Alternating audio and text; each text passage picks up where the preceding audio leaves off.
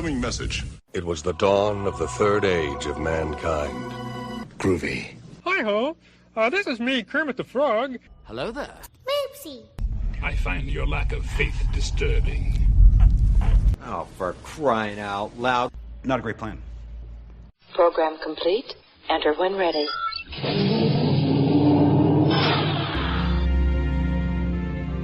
Let's see what's out there.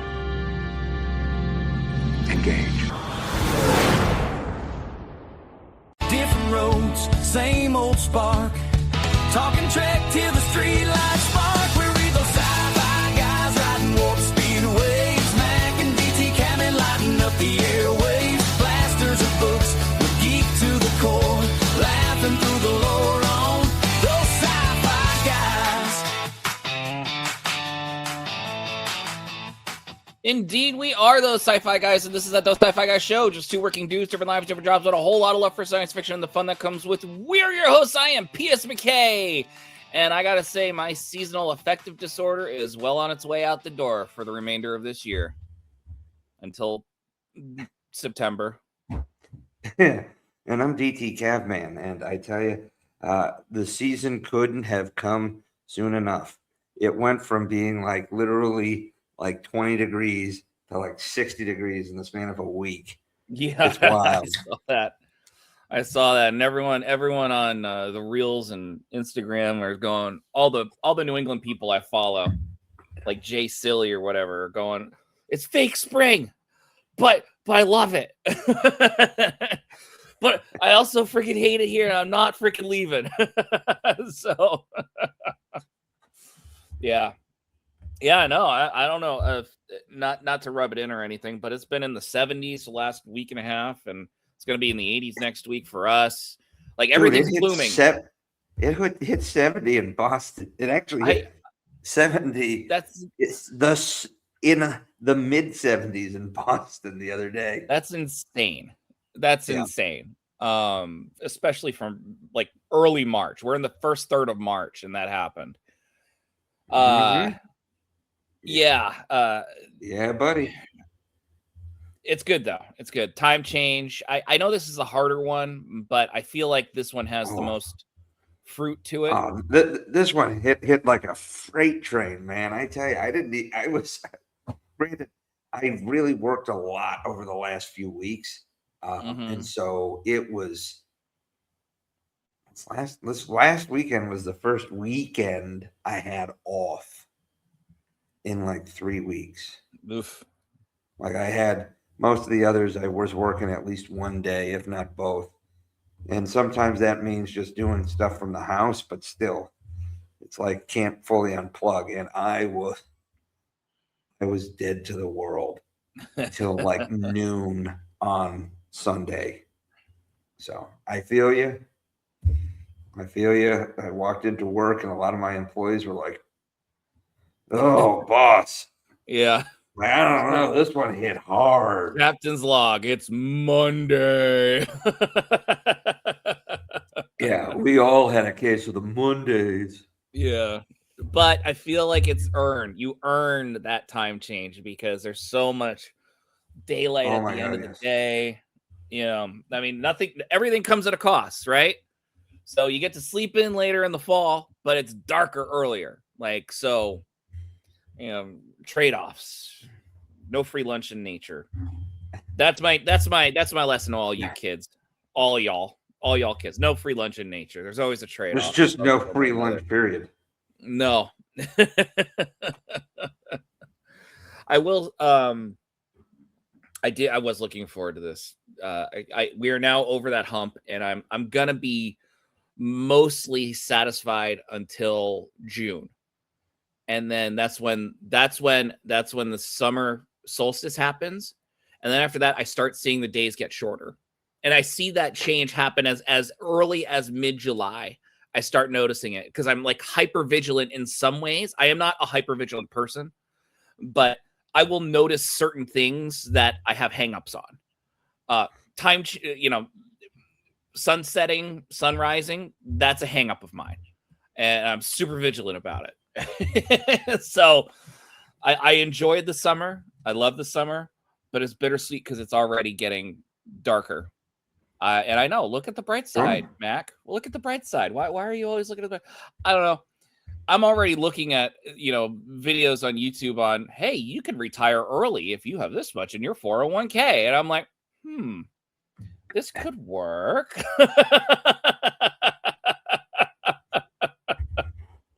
Right now, my reels are starting to slowly merge from, the Florida Keys all winter long to, spring's coming to Cape Cod right around the corner. Yeah. Okay. Yeah. That's it. Like, people are showing, this is why we stay. And it's beginning to happen. And they show shots of Cape Cod and South County, Rhode Island, and during the summer, which, that's the best. I mean, it is the best. Like, every couple of days, I'm reminded of why I live where the air hurts my face. About 5 months out of the year. It's some ridiculous horse shit down in, tornadoes running rampant, through the mid, through the Midwest or tornadoes in March, Florida, or people walking outside and seeing alligators or whatever. This is why I live where the air hurts my face. It's true. I mean, there are certainly trade-offs in that regard. So, earthquakes, not really here, and not really where I live either. Okie dokie. Yeah, that's what you get. Yeah. Whereas a hurricane, you never feel really cool. Like watching the first, a couple hours of snow. It's like, it's really pretty. As long as you're in the house, looking out the window, some tea or some, hot chocolate going. Oh, the yard looks really pretty. And then it keeps going. You're like, shit, I got a shovel. Like, I wish we could show that video your wife posted with the sigh that you let out, the sigh of every New Englander dad assessing the snow shoveling situation for the driveway. She even said language. That's because she was trying to put it out. She was going to put it out to send it to family. Yeah. I don't think anyone would blame you. That snow was too heavy. So heavy that the snow blowers struggled. Yeah. Like, it's not the snow blower just doing it up and just rolling through. That's like 6, 7 inches. But once you start getting 8, it's like, okay, this is going to be a slog right there. Yep. Big old slog through it. We've turned the corner. Now we're in March. We're closing in on St. Patrick's Day, so we're starting to get where the weather's better. It'll still suck for a month and a half. The chaotic April rainstorms, the late March freeze that will come where it's like, all right, it's been in the 50s. It's been the 50s. Holy shit, it's 25 today. I'll never forget the April Fool's blizzard of 97. We were snowed in. Our neighborhood lost power for like 3 days, right? Yeah, I mean, it was something like that. People pretty much went to school, so there was power. Yeah, like. Well, the problem was our neighborhood was literally on the edge of the map, so like we're at the edge of the power grid. That's also true, and in the middle of all those woods. So the way our street was, it could be. We literally had both ends of the street blocked by trees, for our neighborhood.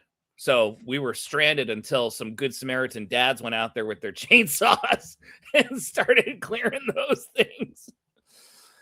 Get a lot of family pets that week. I'm just saying. No, I'm kidding. Yeah. Oh my gosh. All right. Well, speaking of pets, I don't. That's not a good. What? That's a terrible transition. Oh. What are we here to see or talk about today, DT? Well, we're trying to jump on a little bit of recency. Netflix dropped a recent sci-fi movie, which, if you've watched the trailer, you'd be confused at first.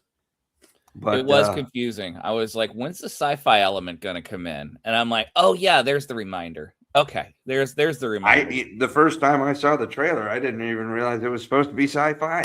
Yeah, So we're talking the latest offering from Netflix called War Machine. It debuted this past weekend. And, was it that recent? Really? dropped on the 6th. Wow. Okay. Yep. Released on Netflix March 6th. It was released in Australia in February. Why? Because They it was filmed it made in there. Australia. I will say it's supposed to take place in Colorado, but I was looking and I was looking at the land and I was looking at Nope. I was looking at the trees and I was like, the geology doesn't match, the forestry doesn't match. It's close, but there's something off. It's very Lord of the Ringsy. Yeah. I mean, they filmed it in Australia and New Zealand. So but it's starring Alan Ritchson, who's probably better known to most people as Reacher, and a mighty fine Reacher as well, by the way. Like, well, he fits that description quite well. And the funny thing is, he's still like 3 inches shorter than Reacher is in the books. Right, but he's a massive man in real life. It's crazy. Sorry, I cut you off. Yeah, true. The ironic part is, like, literally Tom Cruise is like almost a foot shorter than Jack Reacher is in the books. Yeah, probably more than that, to be honest with you. Reacher's like I'm not 6'6". Tom Cruise is like 5'7" or something like that. I'm not a Tom Cruise hater, by the way. I want to be very clear, but he might be a little shorter than that. I'm just Maybe. Love you, Tom. Okay, so he's a full foot shorter than Jack Reacher. This guy really bulked up. Go ahead and hit the trailer, my man. All right, this is to get your beak War wet. Machine. Can you hear it? Son, you're one of the most promising candidates we've ever seen. But why are you here? I just want to get across that finish line, Sergeant Major. Dennis Quaid. Rangers are the spearhead of the United States Army. Do you understand me? Hey, slow down, Superman. Making the rest of us look bad. You can expect your emotional, physical, and mental strength to be pushed to the limit. Keep your eyes open. This company's going haywire. What the hell is that?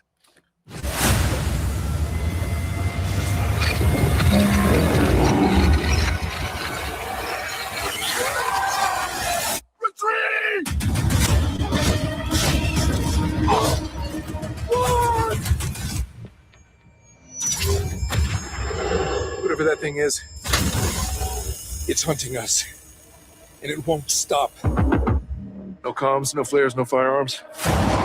We need to move.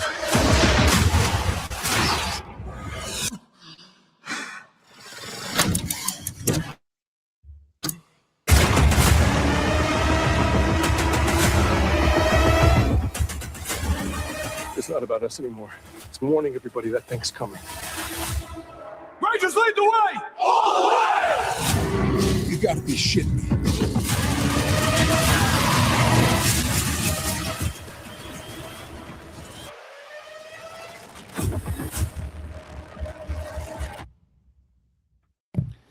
Sorry, my dog is a little. We might have an interloper in our backyard as in the form of a person.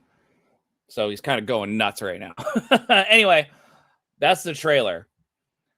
Like the first like, I don't know, 30, 40 seconds, like, oh, it's going to be like a war movie or like a military movie. And then you're like, what?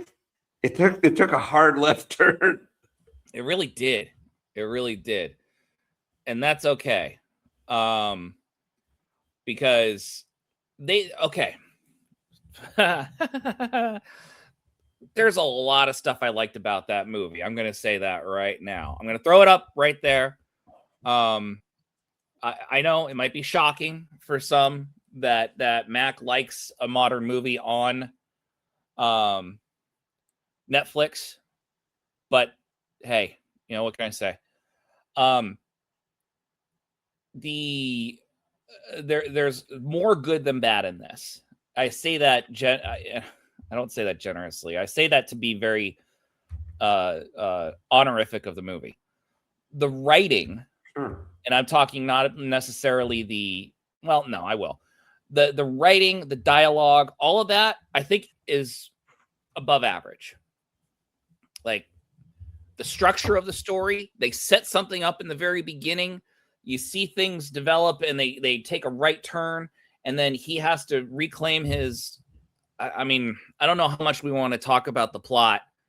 I mean, it's not really a spoiler in a sense, but he has to redirect his life and find more meaning, and so he joins the Ranger. What is it called? It's called RAS, but it stands for Ranger. It's in the old parlance, it's Ranger School, but it's the Ranger Assessment Program. So, yeah.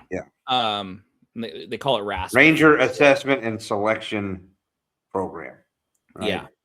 Mm-hmm. It replaced the older one, which was RIP, Ranger Indoctrination, or ROP, Ranger Orientation. It's gone through a few different iterations, but it's more commonly known as Ranger School. Okay.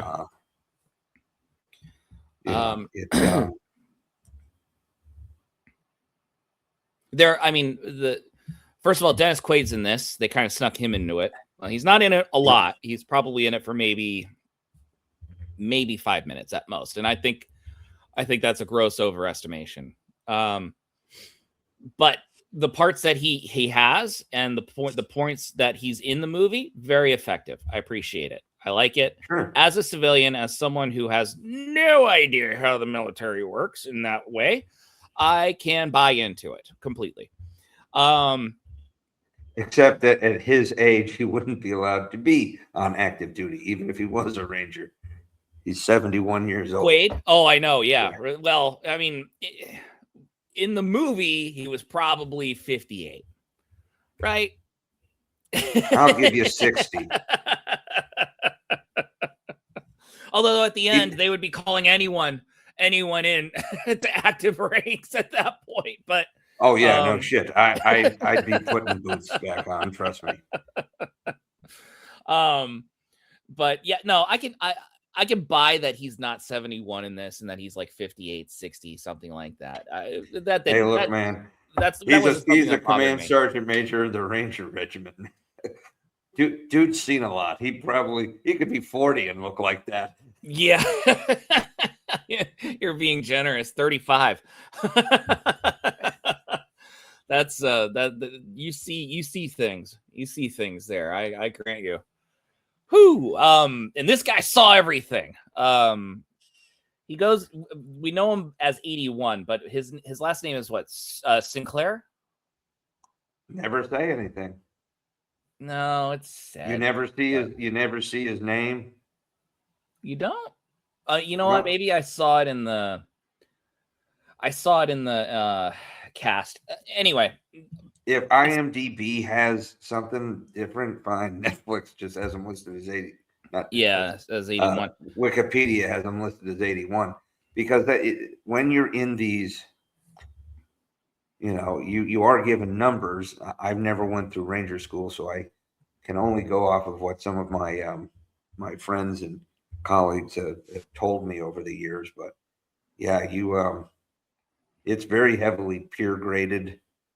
You can, at least in the older days, you could get peered out. Like if you're a douche, you're seeing your teammates all like, yeah, he's a douche.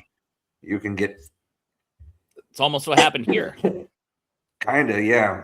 Because he wasn't being a very good team player. He wasn't commiserating with the other He was not. Yeah, he was not recruits, but candidates. Candidates. Thank you. Continue. So the long and the short of it is the opening scenes of the movie take place in Afghanistan, where it's later he's a combat engineer and he goes out to his brother's, or goes out to a broken down patrol with some extra materials, to try to help get some vehicles back up on the road. And it turns out the lead guy for that convoy is his brother, and they're talking about, they're ribbing each other while the guy who we soon will learn is 81, works to get his vehicle up and running. And then, as they're all getting ready to, the one repair crew is ready to go back and the other crew is ready to go forward, they get ambushed.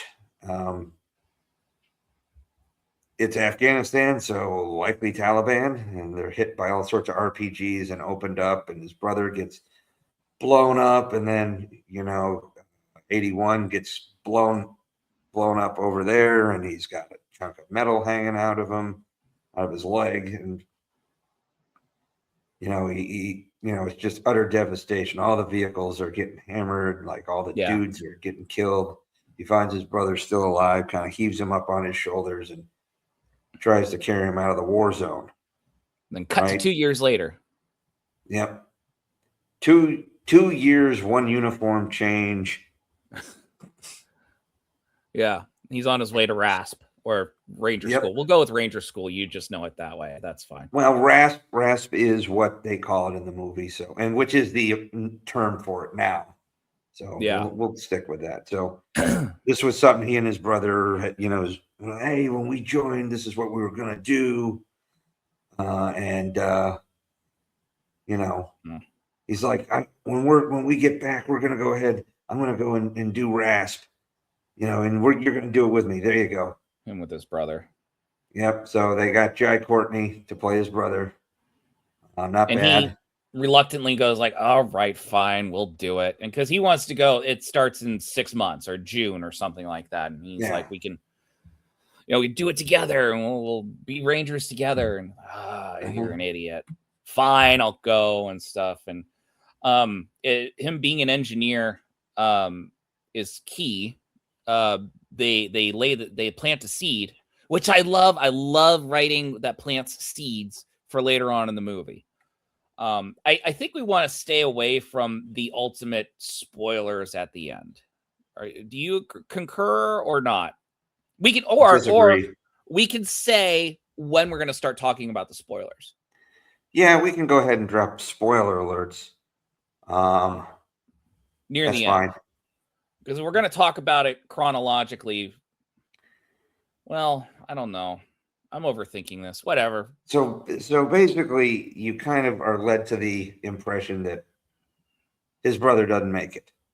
Okay. Mm-hmm. Once this guy, he gets to RASP, he's in the bus and he's got his knee in a brace. And as they get closer, he takes the brace off. I'm still thinking, like, would he be allowed if he had that kind of injury and he occasionally needs that brace? Like, I know he takes it off, but. All right. So I'm going to come right out and say there's a lot of military inaccuracies in this movie. Yeah. I agree that I enjoyed this movie, but there's a lot of inaccuracies and I will go into it towards the end. Otherwise, we'll just get derailed the whole time. That's fine. They did say that he almost aged out in the application for RASP. Because he's old as fuck. So, well, both of these guys are in their 40s at least, but they're probably supposed to be playing guys 10 years younger. Yes.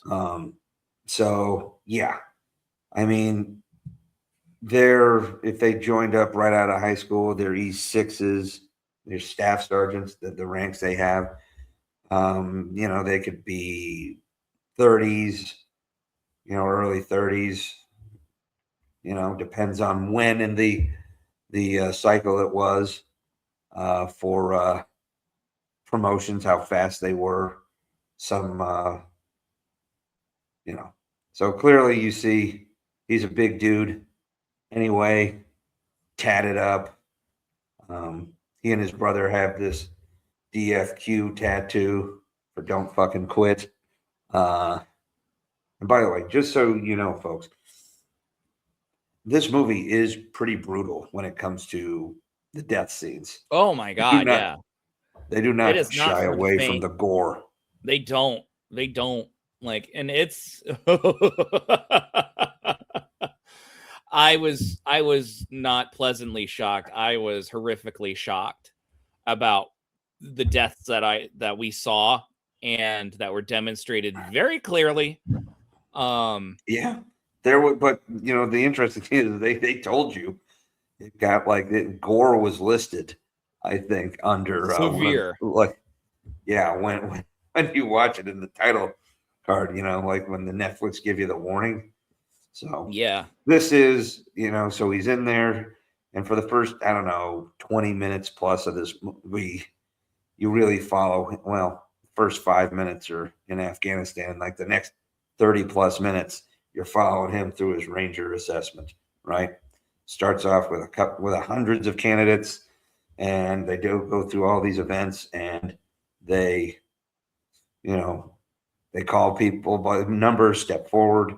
But one of the first things is he shows up, and he's during his in processing, like, well, as a staff sergeant, you will be assigned the team leader, and he's like, not if I can avoid it. He's like, he doesn't want any sort of leadership responsibility, which kind of sets, these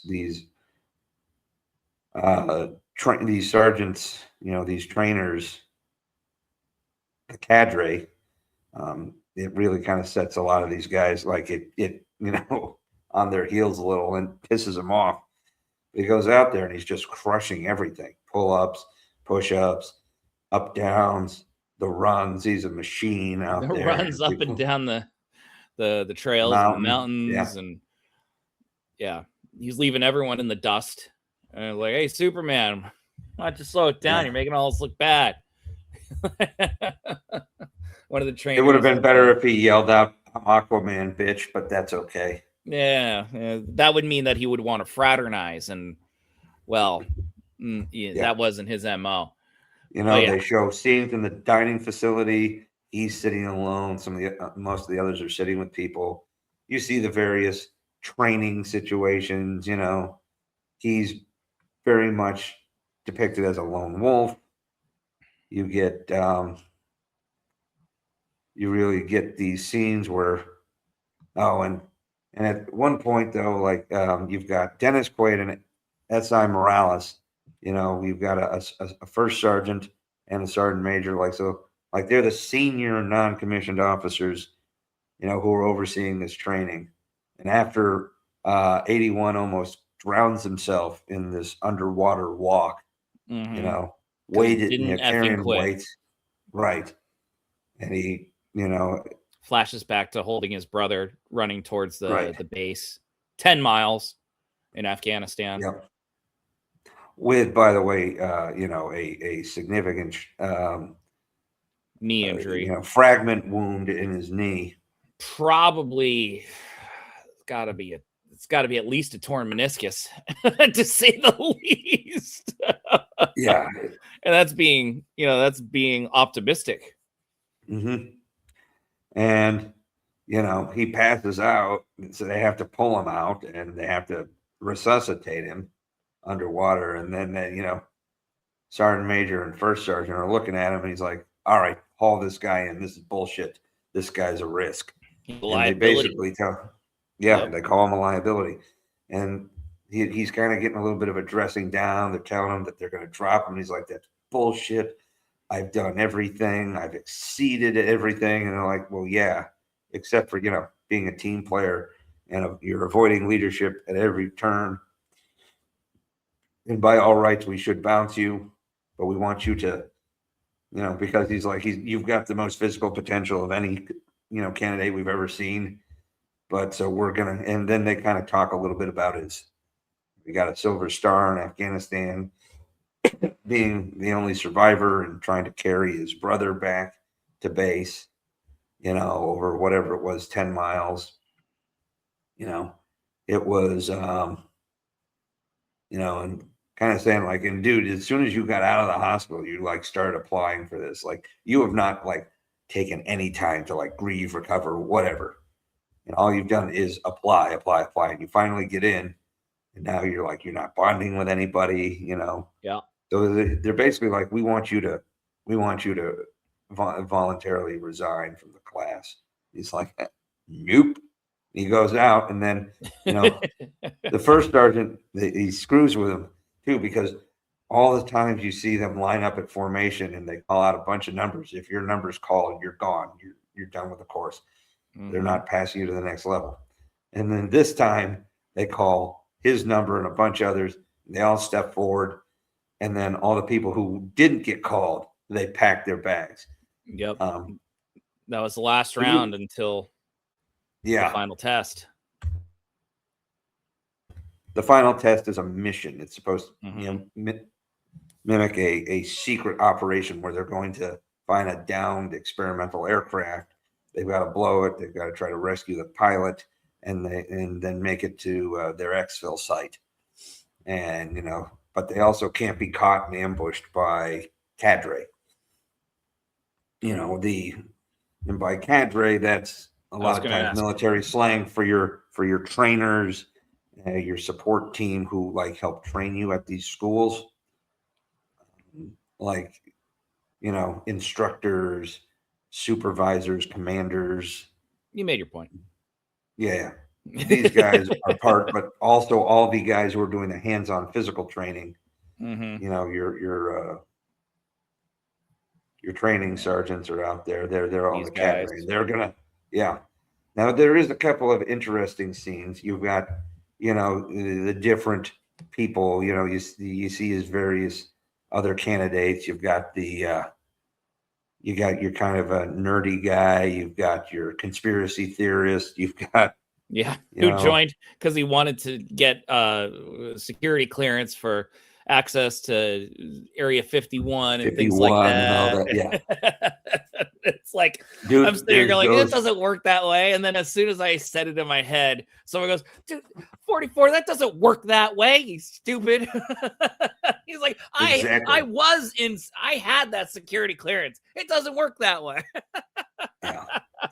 It's kind of funny because it is a little ridiculous, but that's actually real. Like some of those things were pretty real. Like, the dining facility, guys like sneaking a chance to like bullshit a little, getting your ass chewed by the sergeant because you're not supposed to be like lounging in the dining facilities in training. Yeah. You're supposed to like the term "eat it now, taste it later" is used quite a lot in these. I gotta you're supposed to get in and we're required to give you food. Eat, get the hell out because we're training again. Yeah, I gotta say, like that kind of I know it's temporary. You got boot camp for 6 weeks. This training course is 8 weeks. Boot camp is 6 weeks, dude. Oh, I'm sorry. It's like I don't know what. How long is it? Like 12. 12. Good. Well, I feel better then. And that's just basic training. And then advanced individual training is where you go to learn your job. And that's a little less, you have a little bit more freedom because it's also more school-like. Yeah. But still, you still have no real life. And that's like, and it depends on your job. Could be 8 weeks to like 4 months, stuff like that, 5 months. Right. Some of the more technical jobs. Be a translator. You're in that classroom for 4 months. That's something separate. Translators, that's completely different. Okay. Well, I know someone who learned Arabic in like 4 months, and his training probably was a very different concept. But yeah, they do different stuff like that. We actually have the Defense Language Institute. We'll send people who have an aptitude for languages and stuff. you But, definitely have to have an aptitude. But can I but just add? 81, yeah, go ahead. I just want to say, like, that kind of schedule, that like you get up at the crack of dawn, you nonstop move, zero really opportunity for rest, no real downtime for your brain, and as soon as your head hits the pillow, you're out, and then you're up again, and then the next thing you know, like which might as well have been 30 seconds later, you're up at the crack of dawn again, and you're out doing it again. That in and of itself is a very grueling thing psychologically. It is, and there's some purposes to it. The Of whole, course. Oh, absolutely. break you down to build you up, and some of it is to see how well you're going to operate under these kind of intense pressure, like it is in combat and war. And there's no joke about it. And I will tell you, this is most definitely it's intense, and you will see. And I didn't even go through RASP, but there are things that you grind through: the training, the sleep deprivation, the constantly on the go, the short meal breaks.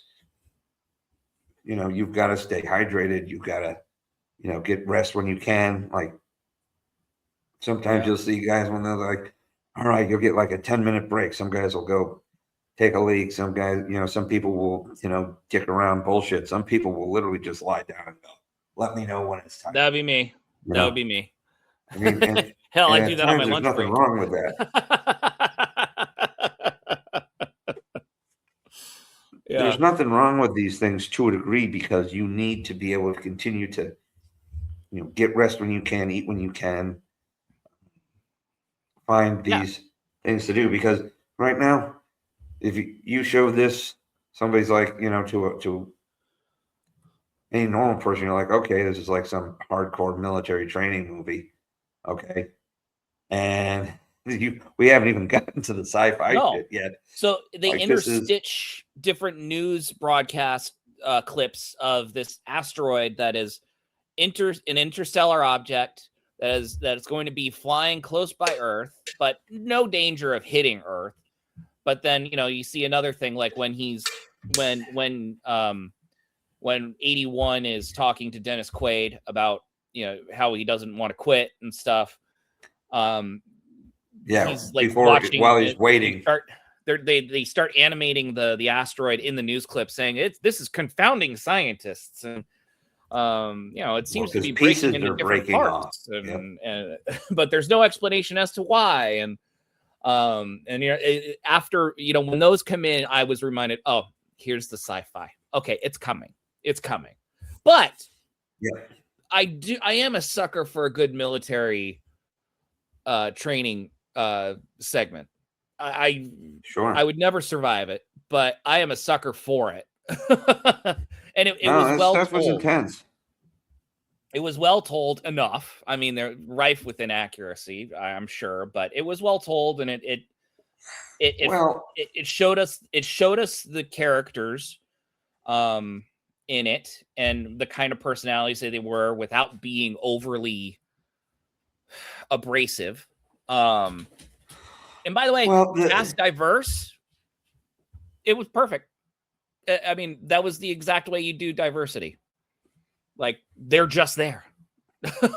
Because that's the melting pot of the country. That's how it works. And you're right. It definitely felt more organic. I mean, just looking around, this could be, if you didn't know that was Alan Ritchson, then you would go, okay, this is, a PT session, a training camp. Right. Yeah. This could be on the cover of the Army Times or something. Yeah. Right. So, you're right. There's organic to it. There's, at this point, they're so smoked that if they had any racial prejudices, that shit went out the window. Oh, they're just my God. They're just like, dude, whatever, man. That, like, they could have easily done a subplot like that with one of the characters, like, because it's Netflix, but they didn't. They were better than that, which I appreciate. There's not a lot of photos here. I'm trying to. It's a little disappointing, but so I'll say this, okay? You have that there was no racism in the movie. What? What? No, that there's not enough pictures. There's not enough pictures. I know. We all know you weren't saying that. Don't worry. Yeah, those are all the pictures there are. So I got to be judicious. Well, the thing about it is right. You have these, like, the dude making fun of the conspiracy theorist. Somebody going, dude, that's not how the Force works, right? People trying to engage with the loner, right? You'll get guys who will, you'll have some loners. You'll have people who try to engage with them. Sometimes it works, sometimes it doesn't. But they also do a decent job of showing that he's severely traumatized. He doesn't sleep much at all. He wakes up. Was he taking painkillers or sleeping pills? I would say painkillers. I would think so. That would be my assumption based on, the knee, whatnot. Because one of the things they call him out on in the call the carpet is they didn't even find the drugs. I would have thought they would have tossed his bunk by then. But they're like, the drill sergeants are saying you're not sleeping. Oh, well, It's like, but that is something that people who would be as traumatized as him would be, right? And he's the lone survivor, right? And he has more tattoos than you see him at the beginning of the movie. That happens to a lot of people who go to war, lose people, that sort of thing. But he's just trying. He wants to cross the finish line for his brother, right? Right. By the way, that's called napping the earth, and that is badass. It is pretty cool. The cinematography in this movie, I gotta say, really well done. Like, they could have. This could have been reflective of a Netflix only movie. They didn't go halfway on this. They went all the way. I felt like this is a good old fashioned Jerry Bruckheimer 1996 movie with stylistic cinematography, great camera work, great framing. This is great. This is darker than a Bruckheimer. Well, there was the lighting in the beginning. You're right. No. Tone. Oh, yeah. No, I'm talking about just like cinematic style. Yeah, I got you, but still. Yeah, no. I had to mute this because I don't want to get dinged too much on this, but sure. So in this mission that they have to find a downed experimental aircraft. Right. While they're getting to this point, we saw the compass going all wonky. And the map man, the navigator or whatever. Don't forget, even before that. The night they got dropped off. Right. Or is it even before that? Down. Oh, yeah. Right. And one of the things that they did do is basically it was a challenge by the sergeant major and the first sergeant. They put 81 in charge of this mission. Mm-hmm. This is the only way that you're going to be able to pass this is basically if you can successfully lead this mission. Yeah. Right. So so they put him in charge. The guy who's normally been running stuff, they kind of bump him to number 2. This is the guy who's tried to engage with them. He's also a guy who's clearly a good soldier, a good leader. And so, he's trying, this dude's also trying to help him, Oh yeah. Mm-hmm. Build it up a little. Some good dynamics there with 7, I think is the number. I think so. Yeah. It's a little confusing as a Star Trek fan, I gotta say. But it is what it is, man. Yeah. But they're supposed to. So they think that they're getting shelled, but it's Yeah. really the part of an asteroid coming in and hitting. And some of the guys are like, man, never seen artillery simulations like this. Like, oh well, they're looking for us, so we got to move. So they're up and they're moving, and then they come up on the scene, and the compass is going weird, and they're like, and the comms, they can't really get a hold through anybody. They're like, man, they're really playing this up. Holy shit, they've like spared no expense. Look at that thing. They see this downed craft, that the experimental craft, and right. 81 turns to the map guy and he goes, "Is this it?" And the map guy's like, "I don't know. The compass has been wonky. I thought we were on track to be about 300 yards, meters, yeah, a couple hundred meters, downstream." Yeah. And he's like, "Okay, all right." And the goal is they need to go blow up the experimental craft, then head to the village, Right. capture the hostage soldiers, recover the downed pilot. Yeah, the downed pilot. Make an exfil. So Right. yeah, so they're going to break up this team, and then they're moving into position. The various teams, the demo team, the support team, and then 81 sees is downstream. Wait for it. Right. Because he sees something weird, and here, hit pause here first. Right. So he sees over here. He's like, no, it's not here. It's farther down there. Well, he's looking. They showed it. No, they don't in the trailer. He goes down. Okay. And he's trying to find. He's like, something just feels off. Yeah. So he like kind of follows like the original plan and finds, and it's an old beat up like downed aircraft from the 70s. Yeah, like not a Chinook, but no, it's like it's like an old Phantom or something. It's like they make it, it looks like a real U.S. aircraft just from years past, right? So he's like, something they want to blow up. This is the real thing. So what is that? What is that? And so then he starts running back. He's like, something's wrong.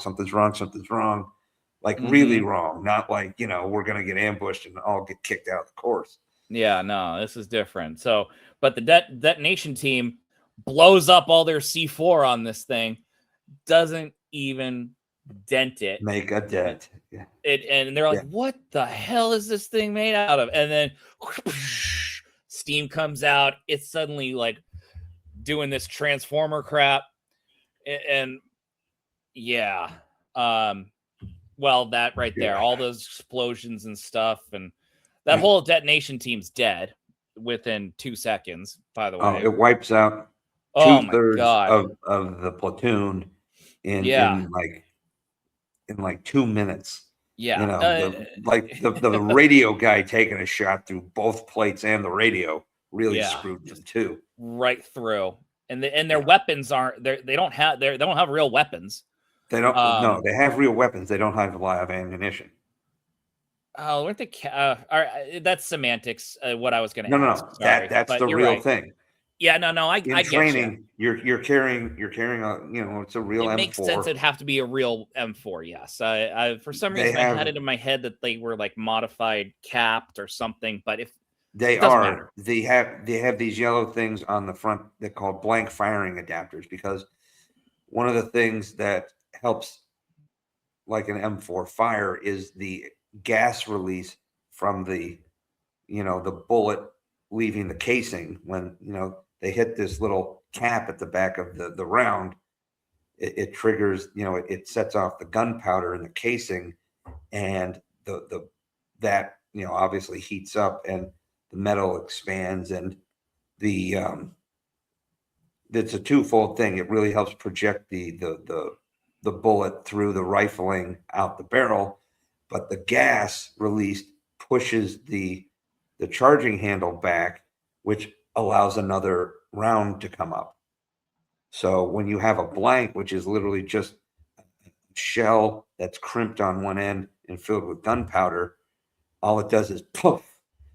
So the blank firing adapter is attached to the front, it like screwed into the front of a rifle, so that it holds some gas in there to push the charging handle back to bring the next round up. Oh, all right. Well, there we are. So, but if you see guys in training running around with these yellow, caps on rifles, that's what that is for. They used to be all red. Now they're all yellow. I don't know why. Must have been Star Trek related. Who knows? Who knows? But they're such they have weapons with no ammo, essentially. Yeah, and it is. They have no ammo. They expended all their C4, which is the only real weapons they actually have, aside from some assorted knives and stuff. And then they're just losing dudes left and right. Yep. Right. And that's the thing. They're just being chased constantly. Right. And this thing is it's kind of like it's got this predator thing where it has this scanner and then it locks in and opens fire. Mm-hmm. They're trying to escape. Dudes get blasted into the river. These guys end up getting blasted off of a cliff. And Seven, the second in command, has a compound leg fracture. Oh, and it's so bad. It's so bad. It's rough. It's so bad watching him go through that. I know. Yeah. And then he gets dropped the second time with the wound still open. There's a good reason why he got dropped, though, because the man anchoring him had his head freaking blown off. Spoiler alert. Yeah. Spoiler alert. This is where it really starts to get nitty and gritty, right? So they lose at least, and you're losing people you like. By the way, as the watcher, as an audience member, like you've somewhat bonded to these people, and they're just like dying, like left and right, like almost needlessly. But a lot of them brutally. That's the point. Needlessly brutally. Yeah. But that's the point. But that is the point. It's the cold calculate. It's the cold calculus of war, right? Mm-hmm. And so these guys are like, shell shocked. They're like, "What the hell is this?" Yeah, like this is ridiculous, right? But and you see 81 doing his best to keep the survivors together, right? Mm-hmm. They're trying to escape. They're trying to figure out things. They're like, "Oh, anytime this thing's near, the compass goes haywire." So they have a little bit of advance warning for some of it. Yep. So they do start to figure this out. They kind of figure out that if you get scanned by this stuff, you're basically in kill zone. Yeah. So they're trying to find ways to like not get scanned. They're picking things up. They're trying to share it with each other. They're talking to each other. They're talking to each other through it.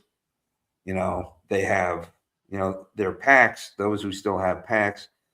There's at least they call it a sked. It's like a fold up portable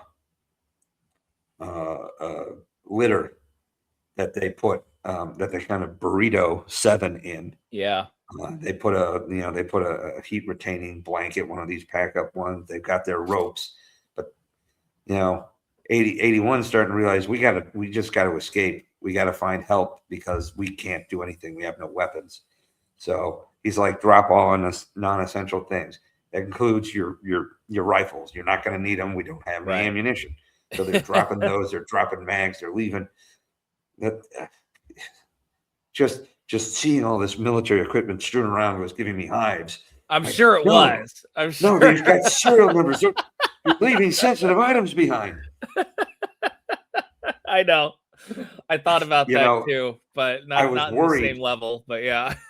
I was worried for a long time that they were just going to go, okay, we got to leave Seven behind because he's slowing us down. And to be honest with you, they might have been able to get away on several times, but they had to carry him with them.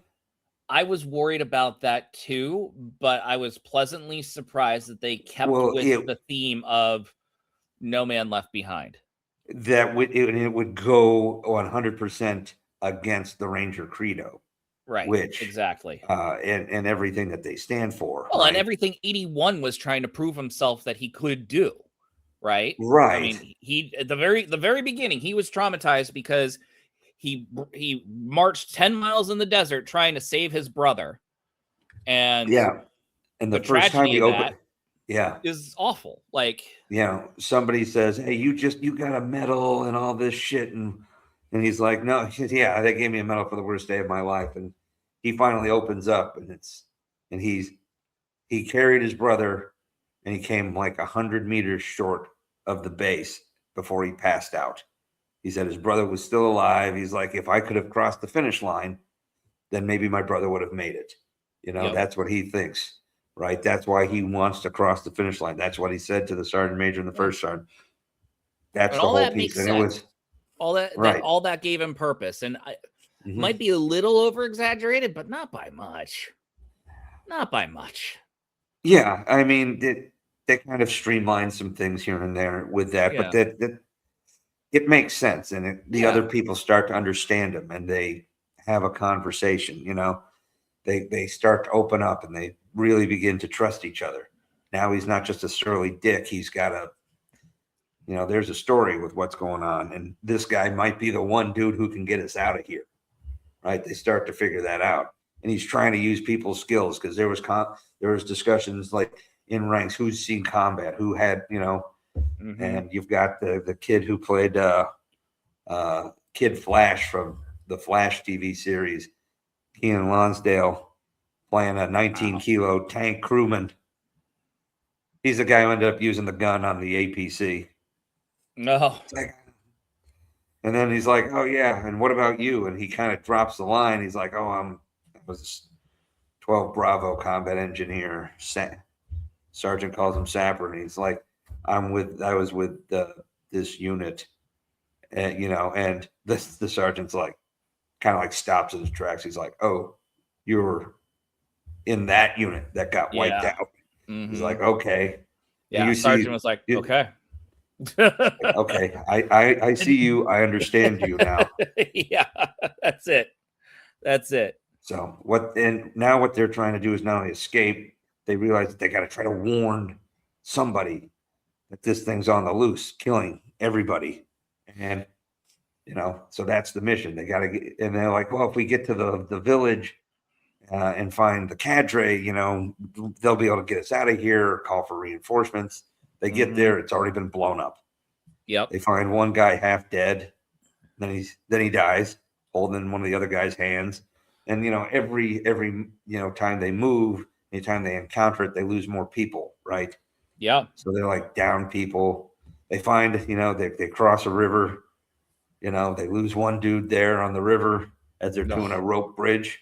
Mm-hmm. And Seven, who's on the Scad, gets stuck, and then the robot shows up and knocks them all into the river.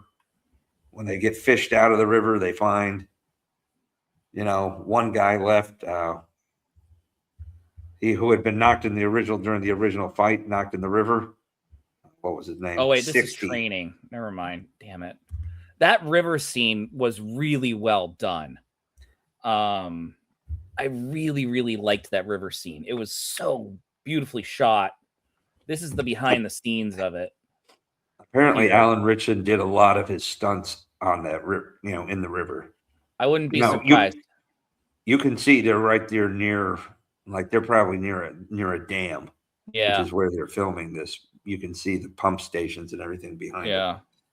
I will say there's one flaw in that scene though that I feel is unforgivable. What? And it was the knot in the middle of the line in the middle of the river where Seven gets hung up on.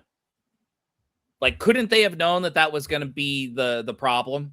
Like, because he's on a pulley, and they're pulling him with the pulley, and he gets stuck on the knot. And that's like 210 pounds of dead weight right there. Yeah, they were one rope short, is what they said. They all were supposed to have ropes, and one had lost one. So that's why they said 15 or 44 or whoever had to pull Seven across. So they were technically already one rope short. So they knew that was going to be a problem. They thought it could be a problem, or maybe it was just desperation, whatever, trying to figure out the situation. Again, some of this is just these guys are at wit's end. They're losing people and equipment every time they move. But yeah, well, also it would have been too easy. Sure. You can't have one of these bridge scenes or A-team, building shit without something going haywire, right? No, true. So yeah, they find though that there's an APC that's still there that's somewhat Axle's jammed, but yeah. So they managed to get it free, and then and then the robot shows up, and they're like, oh, we only have like one round, a little bit of ammunition. So conspiracy theorist dude runs back, grabs the extra ammo, and as he gets blasted through his chest, he tosses him into the compartment, and they're doing a run and gun in reverse with the tanker up in the turret, trying to get some, and like this thing is taking a pounding, and chunks are flying off, and I was gonna dudes are finally getting killed. This APC took quite a beating against some alien weaponry that was quite impressive. Oh, U.S. Army equipment, man. That's all I'm saying. That's all you're saying, huh? Yep. Now, if we had some tanks there, that thing wouldn't have stood a chance. That's all I'm saying. Yeah, well, never mind the fact that thing slammed through a mountain into the cadre village and then landed into the middle of the riverbed several clicks later. So, and was still fully functional thereafter. Yeah, our tanks are good. That's all. Yeah, that's all you're saying. So these guys are now, and of course, you've got the crazy scene where like the APC is like half blown off. The engine's about run out, and 7 on the sked is sliding out the back, and of course, 81's just holding him on for. Oh yeah. Before they get nuked, they flip it up end over end. And like he's the only guy left. This is that. Like, look at that. That was a J turn. That was a very nicely done J turn. That was very well done. Yeah. Basically, let's cut it down to it, right? So somehow, again, 81 survives. Though he be the lone survivor. And he's like, oh shit, everybody's dead but me. And then he's walking around, he's like, oh shit, 7's still alive. Okay. So he grabs the skid, he pulls him into the woods. He's like, I've got to find a way to stop this, because like any his support is gone, any equipment is gone. He's got absolutely nothing. They hit him with everything they had by blasting out a rock face. And and that was it. I thought it was completely covered, but only a piece of it fell off. But they did damage it by dropping. They did damage shooting out chunks of rocks from the side of the cliff face. Several tons of boulders fell onto this thing. Yep. I mean, it's hard to survive something like that, even with advanced mech like this. But having an idea of machinery, he as he's monitoring these things, he's seeing it like send a signal into space. Right. Yeah, and I'll get into that later on. But he's like, okay, so not only is it communicating, but he can also see it venting. And so they've got the laser beams or the pulse cannons, and then the psychotic super mines they shoot out, and he gets an idea because they're right by this quarry, where they're mining stuff. So he uses he leaves 7 in cover and goes there and lures this thing into this gravel pit, and using a bulldozer to kind of push this machine back. He pushes it up against a gravel.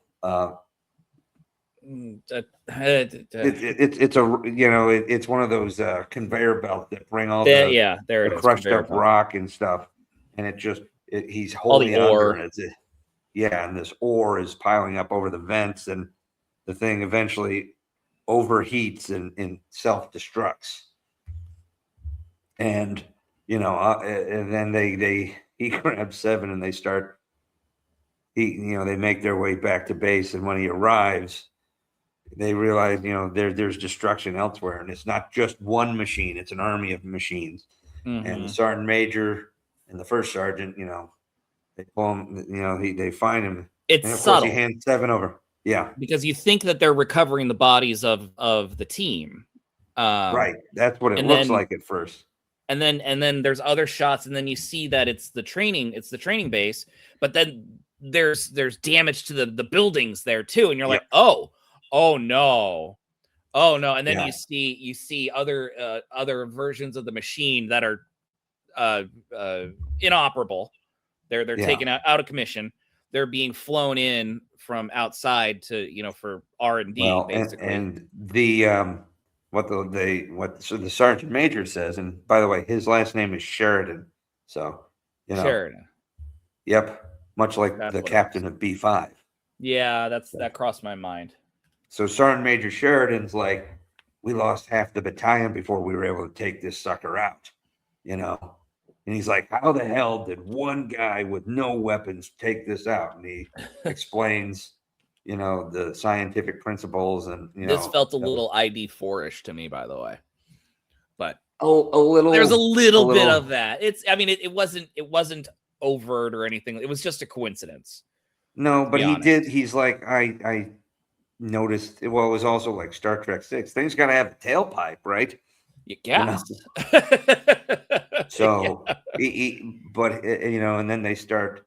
You're starting to get these news clips of talking about the world coming together to fight back. But like major cities are destroyed, and the militaries of the world are banding together to fight back.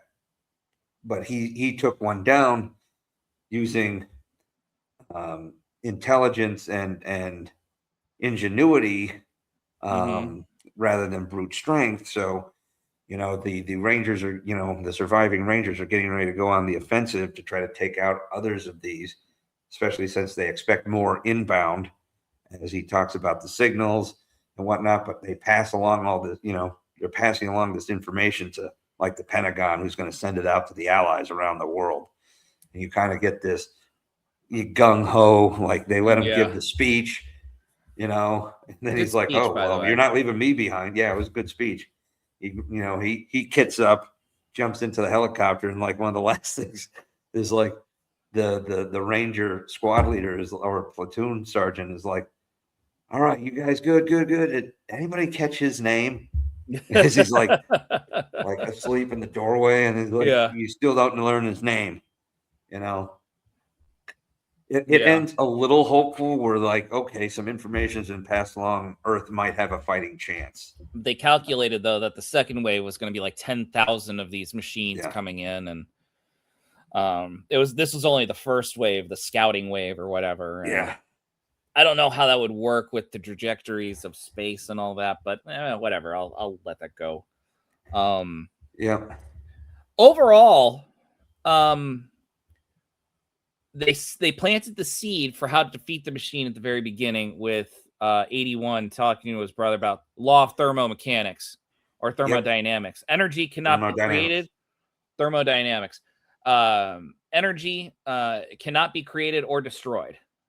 So it must be released, or transformed, or whatever. I know I busted it, but and then he later, when he's fighting the machine at the very end, he's like, "It's got vents," which releases gas. What did he say? Law of thermodynamics, bitch, or something like that. Yeah, he called it out like, phrase, which is okay. That's forgivable. I mean, let him have that. Let him have it. He's been through enough. But this dude has been through a lot. I like the callback. I like the setup at the very beginning, and then it pays off in the end because it shows that the character, when all bets are off, when everything feels bleak and that there's nothing else to do, he has it in him to be able to use his ingenuity, his specialty, to be able to, use that other training that he had to be able to do this. And I like that. It's intelligent writing. It's better writing than what we see. I do. Where he could have where he would have had to just punch it, like keep never ever give up, boom, boom, boom, boom, boom, and then defeats it that way. No, it doesn't work that way. No, it wasn't stupid like that. However, I can tell that this was not made by an American, and it's not made in America. No, that's true. Part of it because not just the look, but how they pictured the U.S. military. All right. Rangers most definitely wouldn't be wearing their hats down like this. Okay. They do a Ranger scroll where they like roll the sides in, okay, on their covers. It's like it's part of the deal, right? And it's all scrunched down and back. No sergeant major or first sergeant in the Ranger. All the hats looked like they were a size too big.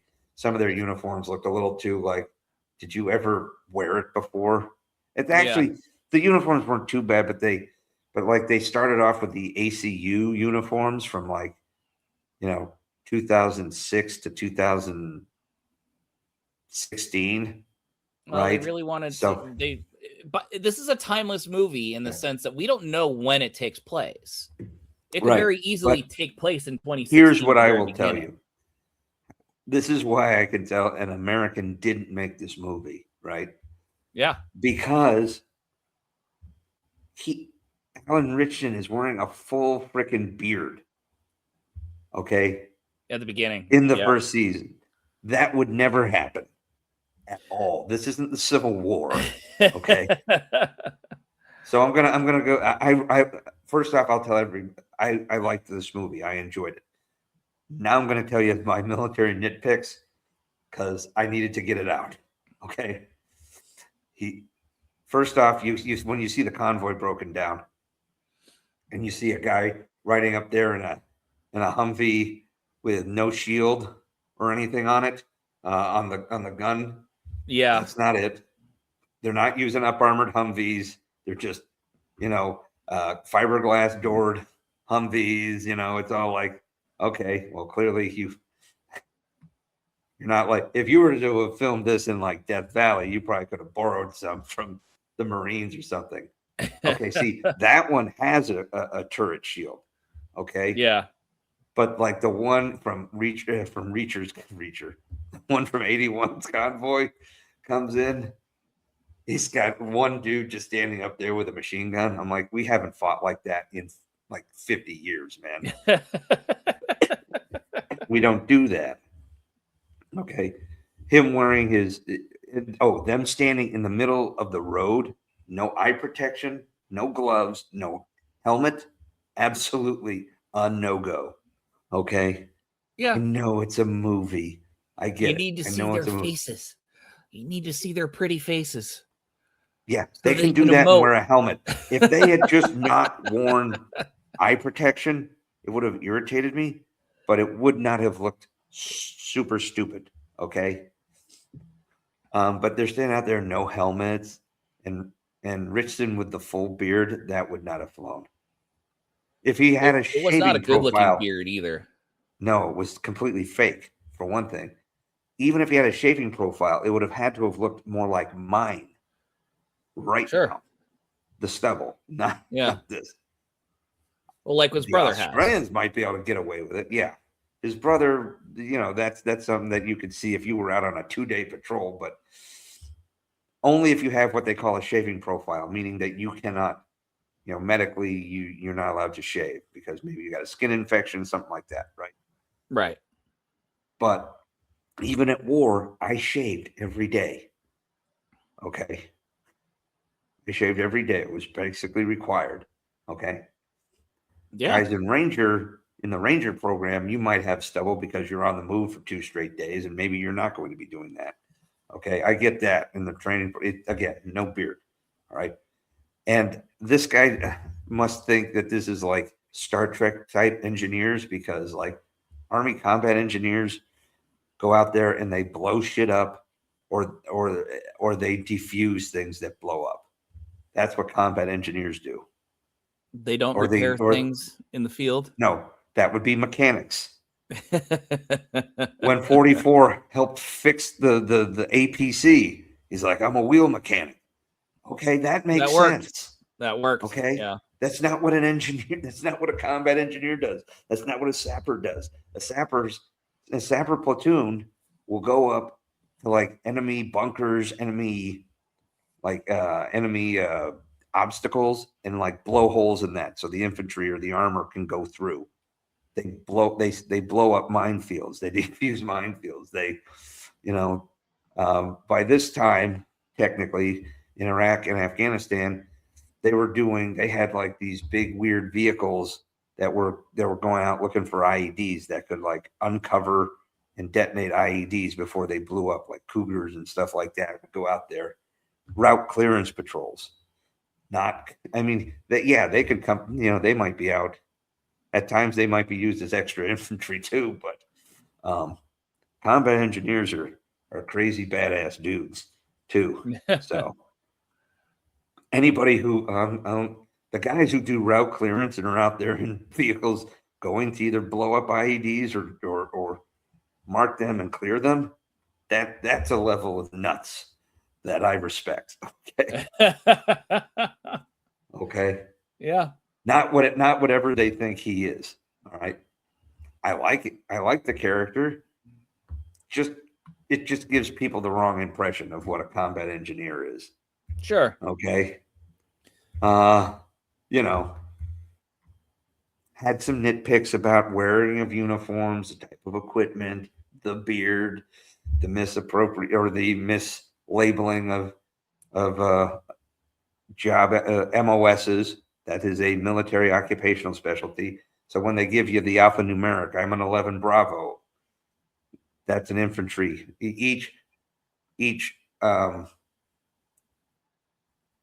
branch of the Army, like armor, infantry, artillery, engineers, intelligence, they have a number assigned to it. Mm-hmm. Like an infantry is 11 series. He's 81 is an engineer. They're 12 series, and the letter after it defines what that specific job is. Like a 12 Alpha would be an engineer officer. A 12 Bravo is a combat engineer. There's 12 Charlies, the numerics, right? 11 Alpha is an infantry, and usually an Alpha is an officer. I was a 19 Alpha, an armor officer. I had 19 kilos. That's what the guy up in the turret was, 19 kilo. That's a tank crewman.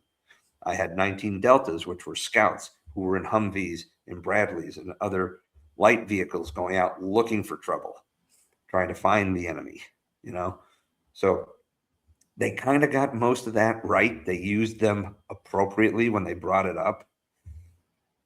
But, there were some things that told me that maybe they didn't have a full support from the U.S. military on this. Might not have. They did mention Area 51, which has been mentioned. Which has been mentioned by Obama on public television, and he also said aliens are real. So there's that too. But sure. Overall though, I'll tell you, as far as a sci-fi action movie this was good. And it was. And I'm going to go ahead and now say, since I did not go through Ranger School, RASP, RIP, any of the previous iterations, I did not go through. What I heard from my friends who did go through, this seems like it's pretty close. A reasonable facsimile. Now they don't train. They weren't training in Colorado. They were in Fort Benning, Georgia. Ooh, so, that's humid as hell. It's part of the reason. Yeah. The training curriculum was specially designed to smoke the trainees through endless punishment by a constant physical training. A lot. Go ahead. Keep going. I'm just kind of reading off some notes. When you pass the course, you get the Ranger scroll or the Ranger tab actually. That scroll he gave of the 75th Ranger Regiment, you'd have to be if you were assigned to the 75th Ranger Regiment. But yeah, you get a tab. It's like a little looks like kind of a part of the rainbow. If you zoom in on Reacher, and sometimes I'll just call him Reacher. You zoom in on his left shoulder there, 81. Here, You'll see there's a little I can't tab. zoom in. Yeah, but just put your, see there's a little kind of like half rainbow. Maybe I can do. Nope. It's about as big as I can get it. Right here. Yeah, see that? Okay, so that's his sapper tab. He went to the sapper school, which is kind of like the ranger school for combat engineers. It's a pretty intense course too, but the ranger tab that you get for going through ranger school through RASP will look like that. Instead of saying sapper, it'll say ranger. So you get to wear that over whatever unit you have on your left shoulder if you end up serving in the 75th Ranger Regiment. Because, like, I had plenty of friends and colleagues who went to Ranger school, got to wear the Ranger tab, and never ended up in the Ranger Regiment. It was just a school you went to. It could help you with promotions. It helps with leadership, physical fitness. It's like I'm not going to 100% equate it to like going to airborne school, but I went to airborne school. I passed airborne school. I had, and I was allowed to wear my jump wings. I was never in an airborne unit. I never did any jumps outside of the 5 jumps I did at school, but I could wear not the Ranger, the airborne wings, because I went to airborne school. And if I ever was assigned to I could be assigned to an airborne unit. And if I ever was, then I could jump. Okay. So it's the same thing with the Ranger tab, is that you can, and that's what he has as a Ranger tab. The Ranger scroll is that long red and black one that you see in the background of the 75th Ranger Regiment. Oh, okay, that's what Dennis Quaid slaps on his shoulder. Nope. I was going to say, it wouldn't be here. Go back to him hanging on the pull-up bar. That's a good picture. Yeah, it is a good picture. Why can't I find? Here it is. All right, down in the bottom on that. See on that container back there? Right here? 75th Ranger Regiments. That's the scroll down there on the. Yeah. You see it? Yeah. That's the unit. I got it. That would be a unit. That's a unit tab. You'd have to, to wear that. You have to. That is the actual Ranger Regiment, where you're as a Ranger every day. You can go to the Ranger program, to the RASP, pass it, and go back to whatever regular unit you were in.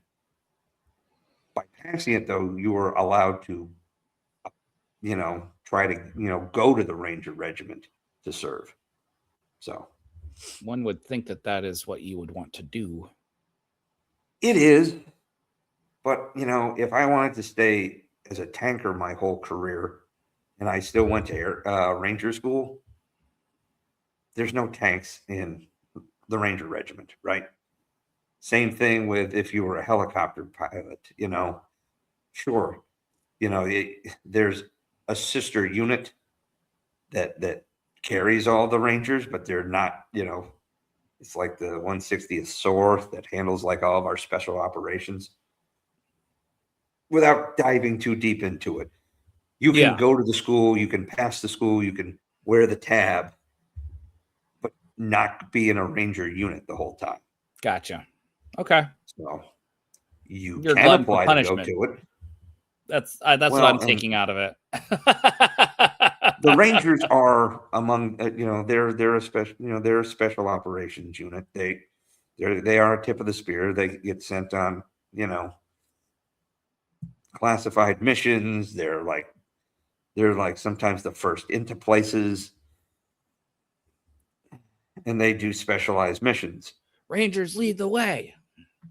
Yeah, I probably shouldn't have said it that way, but Rangers lead the way is their motto. That's what they say. So that was what was said at the very end, I think. Yeah, well, but that's also the unit motto. Rangers lead the way. So that is the real thing. So as far as military accuracy, I'm probably going to give it like a 75 on this, because it it looks like they're doing pretty right by the training sequences and whatnot. Some of the other things were a little wonky, like see this sergeant with the bullhorn right there. I'll pull it He's up. actually again. wearing, he's actually wearing his hat relatively right. Your hat should be at a, should be parallel to like your ears, not like squashed down over it. Yeah. You're supposed to, that one looks pretty good. Dennis Quaid and S.I. Morales and even Ribson did not look good. Looks like the kids we played Little League with when we were like in T-ball, and the hats were like almost over their ears and stuff. Yeah. Hey, that's good stuff. That's good stuff. But yeah, these running scenes here. See, there was that. And there it is. There it was. Right there. And if you're in the Ranger regiment, you will also be wearing the tan beret, which is what the sergeant major in the back and the first sergeant up front have. Okay, this actually looks pretty solid. Who is the officer in charge? There should be an officer in charge. We didn't see a single damn officer in charge. I'm sitting here like these are all NCOs. Like, I get it. I understand there's a whole level of career choices in the NCO world. Mm-hmm. I get it. Yeah. I understand that. And you have wonderful places to be. If you're the command sergeant major of the Ranger training school, then you are Billy Badass. You were a tough motherfucker. Yeah. But what was that thing? The C5 or what was it? The CW5. Yeah, that's a real uniform. That's a real unicorn. I'll have to explain that to you off air. That's like a 20-minute conversation. Well, we won't have time tonight, but I get it. Yeah. There should probably, the schools, there's a colonel who is the commandant of the school. I'm sure they're there somewhere. They didn't get any speaking roles. But all the NCOs doing all the shit up front, right? Well, they do. That's who does the training. Yeah, in the military, it's the NCOs. And it wouldn't surprise me if it's the sergeant major and the first sergeant who are up there giving these kind of speechifications at the beginning. At the graduation, though, it would be the colonel, because an officer can never turn down a chance to get up in front of a group of people. Yeah. You could say that, by the way. You I can can say that. Oh, I know. It's good. It's good to be the boss sometimes. All right, Major. Yeah. So anyway, overall, this was a pretty entertaining movie. There was some hints of. It kind of had a little bit of a Battleship feel. Yeah, there was a little bit of it, less hokey, though. I mean, like I said, Battleship was one of the dumbest, funnest movies I've ever experienced. Yeah, this didn't feel cheesy. This didn't have that cheese to it. This is what would have happened. This is what Battleship would have been if it wasn't based off of a board game.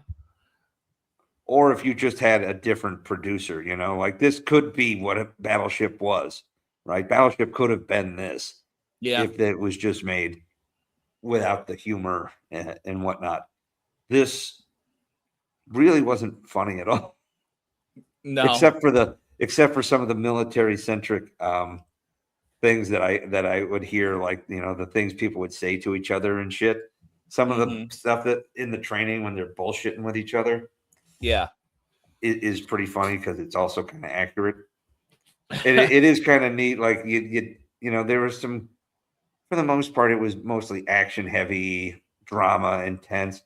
There were a couple of warmish moments, like when 7 and 81 are like kind of like pinned down, and he's trying to figure out how to make the plan. And 81 or 7 kind of tells him, "Yeah, recognize your tattoo." And he says, like, I went to air assault school with your brother. Yeah. And I recognize the guy. And he's like, guy wouldn't shut up. Right. Yeah. So, and by getting 7 back, he kind of fulfilled the promise like he was supposed to do with his brother. He kind of developed he's earned another brother, right? So there was some nice moments, some soldier type moments, like when they find the dying cadre member buried in the rubble in 44, like the guy just grabs his hand because he just needs somebody to be there with him at the end. Yeah. There's some good moments. I liked this movie. It was not I didn't think it was shitty. I thought it was actually done fairly well. Was there some military inaccuracies? Sure. But was it disrespectful to the military? No. I don't know. That beard was pretty disrespectful. Oh, stop.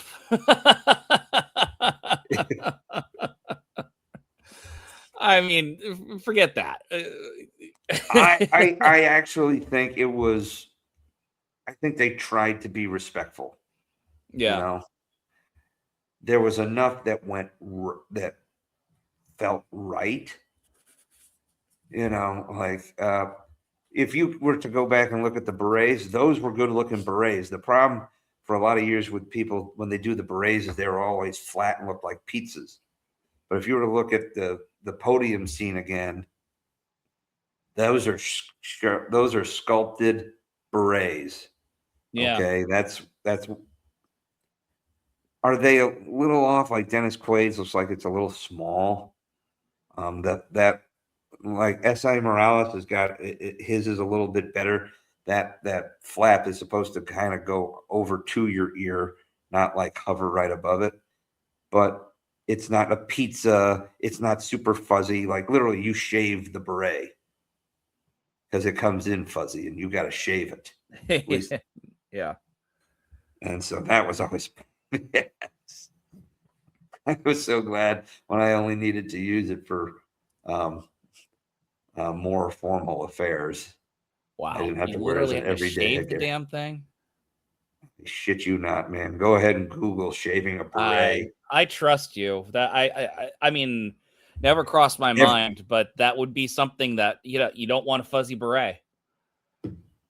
No, it looks bad. It doesn't. It also doesn't fold down. Yeah, it doesn't look kempt. Yeah, but apparently, the director Patrick Hughes and Alan Ritson want to do sequels. Well, they set it up pretty well. They do. You could end it right there. This. It could be ended, absolutely. Let me see. I don't think they'll give a budget on this because it's Netflix. They never share anything. The box office that I'm seeing on Wikipedia is 57,000. Oh, yeah. No, maybe it got a little limited release. I mean, might have. It doesn't. There's no budget here. Yeah. Rotten Tomatoes critics review is about 69%, which isn't bad, but it hasn't even been out a full week yet, so you never know.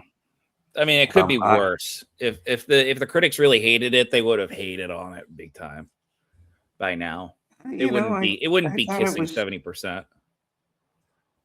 I thought it was a pretty solid movie. What's your grade? Action. I'm going to give it a solid B+. No. Okay. I thoroughly enjoyed it. I'll say this real fast. You're right. It does have a little bit of a feeling of foreign film kind of thing because it felt a little dated in the sense that you don't see movies made like this anymore. I referenced that it felt like this was made in the 90s or the early aughts or something. Sure. There wasn't an over reliance on CGI in the sense that they had they didn't have the actors do these things that could only be done through CGI. The design of the machine was good. Yeah, it still had a gritty realism to it. The design of the machine was good. It wasn't too shiny, No. or even worse is when they make things look just so ridiculous nowadays. This was It armored. looks, It was streamlined. yeah, It had its flaws. It used its ordnance an awful lot. Like it used its overpowered ordnance on these flesh bags a lot. Like how many of those explosive balls did that thing have? Because it looked like it was running out before the chase on the road with the APC. I don't know. Maybe it makes its own things. You don't know. I mean, it might be able to eat ore from the rock, but there's only so much. You'd have to have a specific kind of ore. There's a lot of unknowns, granted, Sure. and we I don't mean, know it's who also- the aliens were. I Right. thought we saw the pilot of the alien when 81 found 7, because 7 didn't look like 7 when he was found after being dropped out of the APC. Yeah. For a sec, it was the angle. The angle was weird. So Yeah. but there's no pilot. You don't even know. You don't even know if there is a pilot or if these are just Yeah. automated or is this like Cylons where there's sentient robots? You don't know. There's a lot of unknowns, and they didn't dive too deep into that, and that was fine. In fact, that actually It worked. was fine. It worked because they didn't give the name of the aliens, which can make or break a film. The Klaatuians, that can make this movie stupid.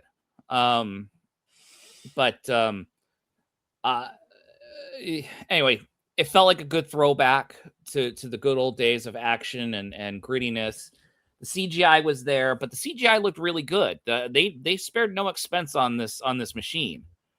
Yeah. It looked pretty flawless. I give it a pass to having legs, because legs are pretty much the best all-terrain methodology of getting through things that are uneven and whatnot. It had the ability to jump really far and potentially fly. We didn't see that very well. But in fact, I thought that we came across a second machine when they got away from the other when they got away the first time. Like the like they're like, it's impossible. How did he get over here so quickly? Like, I thought that was a second machine. But I'll give that a pass. It's fine. It just indicates that it was, a machine of extraordinary capability. So I'm actually going to give this a solid 90, an A-. It had good characters. It was well made. The cinematography, like I said, was fantastic. It had a beginning, middle, and end. And it had an end that tied up all the loose strings from the beginning. Even though we talked about there's a lot of open-ended questions, the movie didn't ride or die on those open-ended questions like a mystery box or anything. It was things that we could explore later on that the movie didn't rely on, which is refreshing. So.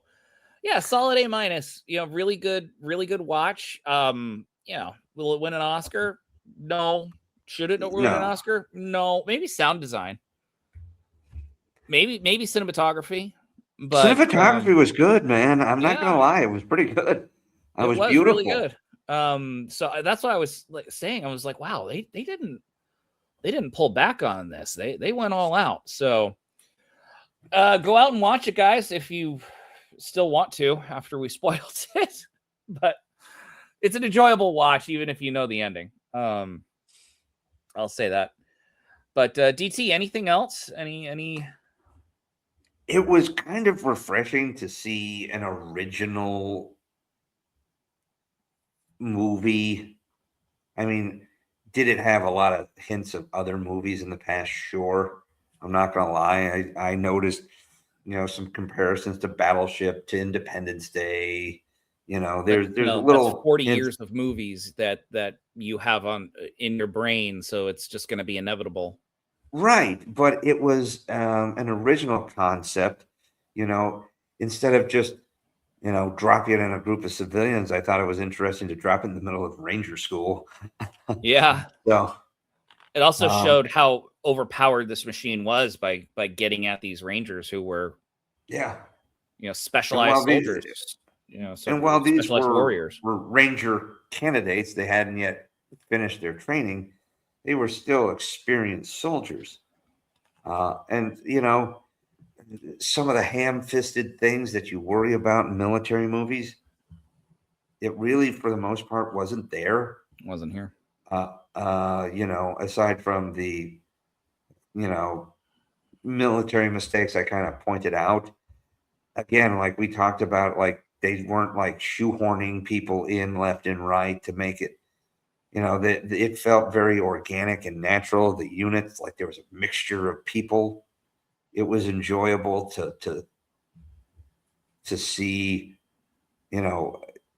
it felt, I could feel at times during training, like the stress, the bullshit. There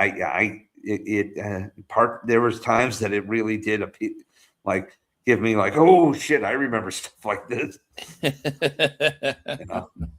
Well, that's a good thing. That means they did something right in that instance. Not perfect, but they did it well enough. So not bad for the guy who directed The Expendables 3. I never saw that one. He also did The Hitman's Bodyguard. Oh. Okay, that's with Ryan Reynolds and Samuel L. Jackson, right? Yeah. Huh. Well, it shows. I mean, he definitely has a style, and that works. So it worked here. It worked really well here. All right. I think that's it for now. DT, anything else before we wrap it up? Nope. I think with this, I really enjoyed this. I recommend people to go try it out. Check it out, especially if you're looking for something a little more original, a little different, not a franchise yet. So, yeah. War Machine. Right. And it's the 2026 one, not the 2017 one with Brad Pitt. Although I do recommend if you like biting satire, that's a great movie. All right. Yeah, their tagline is "We're going to liberate the blank out of you." So, but that's not this movie. So, all right then. Until the next time, we're those sci-fi guys. You guys keep dreaming. We'll keep working. I am P.S. McKay. So long, everybody. And I'm DT Calfman. And we'll see you on the high ground.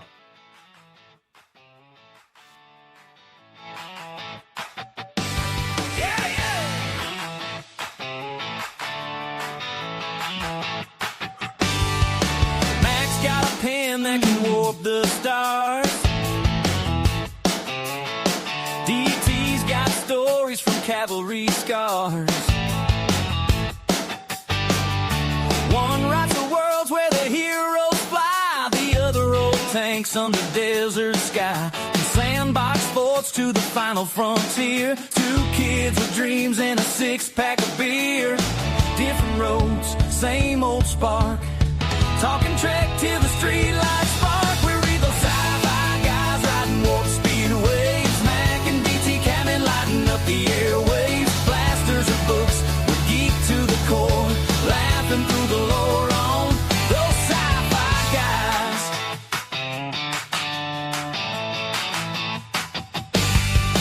Mack spins a tale about a rogue AI.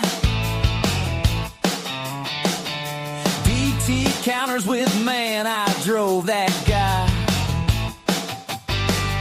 From doom to doom, we argue the stakes while the coffee gets cold and the pizza box breaks. Childhood pals in a grown-up fight for the best damn death scene on a Friday night. Pixels or pages, we're never done. Two working stiffs chasing alien sun. We're in those sci-fi guys riding warp speed waves. Mack and DT Cameron lighting up the airwaves. Blasters or books, we're geek to the core. Laughing through the lore on those sci-fi guys. Yeah, yeah. Yeah, yeah, yeah, yeah. Well, yeah. No capes, no power hours, just regular days, but we'll save the galaxy in our own ways. Mack's drafting novels in the dead of night. DT's got tank tracks, turns them into light. Together we're louder than a hyperdrive scream. Two regular dudes living the sci-fi dream. Yeah, yeah, we're with those sci-fi guys riding warp speed waves. Mack and DT coming lighting up the airwaves. From the sandbox to the stars, we'll never say die. Tune in, geek out, those sci-fi guys. Oh, yeah. Yeah, yeah, yeah, yeah. Next week, Blade Runners or replicants? Bring the Bourbon Rider boys, gonna get real.